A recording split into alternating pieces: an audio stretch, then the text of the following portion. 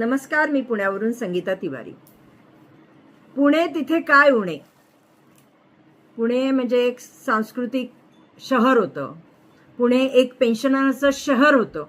आणि आजच्या या पुण्यामध्ये मी गृहराज्यमंत्री आणि पुण्याच्या CP यांना विचारू इच्छिते की आज पुणे सेफ आहे का? महिलांसाठी, मुलींसाठी गुन्हेगार मुक्त आहे का? म्हणजे देवाभाऊ काय चाललंय काय? पोलिसांची संख्या वाढवा ना, इथलं क्राईम वाढत चाललंय. रोज पुण्यातले गुन्हे वाढत चाललेत. छोट्या मुलींवर बलात्कार, महिलांवर बलात्कार, महिलांवर अत्याचार आणि कोयता गँग आणि काय काय काय काय. म्हणजे आता काल ते कोंढव्यातली घटना बघा, लहान मुलांच्या खेळातनं ते इतकं प्रकरण चिघळलं की पार हिंदू मुस्लिम पर्यंत जाऊन मर्डर होतो. दुसरं कात्रजच्या तिथे बघा, कात्रजच्या तिथं त्या माणसाला कोयत्याने वार केले, तो त्या पुलावरनं खाली पडला. म्हणजे पिक्चर मध्ये जशी दहशत दाखवतात तसे हे गुन्हेगार आहेत पुण्यामध्ये. टोळी युद्ध पुन्हा चालू झालेलं आहे. देवाभाऊ पोलीस फोर्स वाढवा. एरिया किती, तिथे पोलीस किती. CP साहेब तुम्ही पण मागणी करा ना. मी माननीय पोलीस आयुक्त साहेबांना विचारते ना की तुम्ही का नाही गृहराज्यमंत्र्यांना मागणी करत.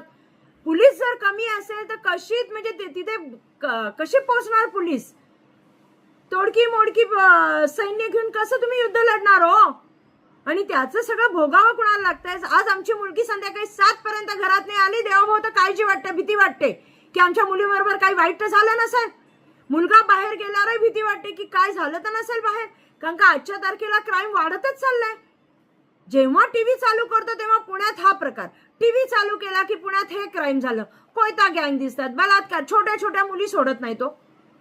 मी खरंच पोलीस आयुक्त साहेबांना विचारते की आयुक्त साहेब काहीतरी याच्यावर, यांना गुन्हेगारांना म्हणजे कायदा आणि सुरक्षेचा बोजवारा उठलाय. भीतीच राहिलेली नाहीये कायद्याची. काहीतरी करा.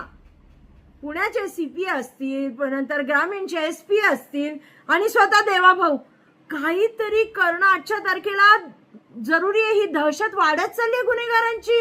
हे येत आहेत कुठनं? यांच्याकडे हे सगळी जे येत आहेत, बंदुके आहेत, कट्टे आहेत. परवाच्या दिवशी त्या बिश्नोई गँगनी त्या पिंपरी चिंचवडला गोळ्या झाडल्यात. कसं काय होतंय हे? आणि का होतंय? काय चाललंय काय? म्हणजे सामान्य माणसाचं आयुष्य शून्य झालंय का? त्याला काही किंमत नाहीये का? आमच्या मुलीबाळींच्या इज्जतीला काही किंमत नाहीये का?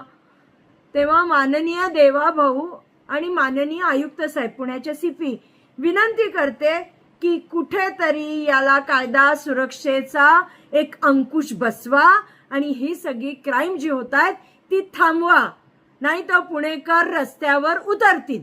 जय हिंद, जय महाराष्ट्र.